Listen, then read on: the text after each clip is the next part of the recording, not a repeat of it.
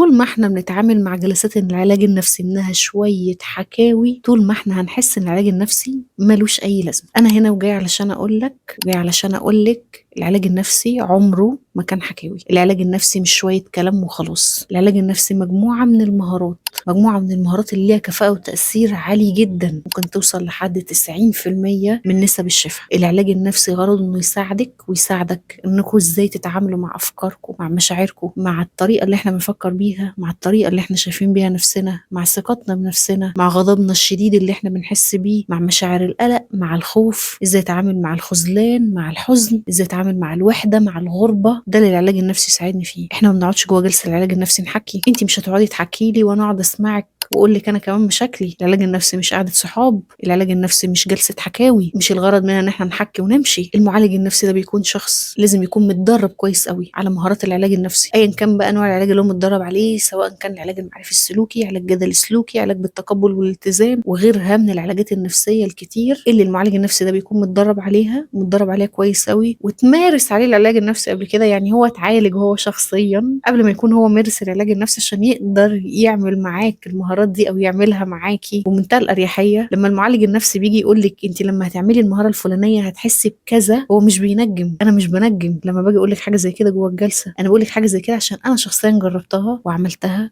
وتعلمتها، وكان في ناس كانت بتشرف عليا ولا زالوا علشان خاطر نعرف ان احنا يعني نقول لكم انتوا بتحسوا بايه. فالعلاج النفسي مش حكاوي. المعالج النفسي ده مش واحد بينجم. المعالج النفسي عمره ما هياخد لك قرار. المعالج النفسي كل غرض ان هو يساعدك ان انت تخرجي من الحاله المرضيه اللي انت فيها. وهي دي باختصار جلسه العلاج النفسي. ولو انت عايزه تحجزي جلسه علاج نفسي اونلاين هتلاقي لينك الحجز موجود في البايو.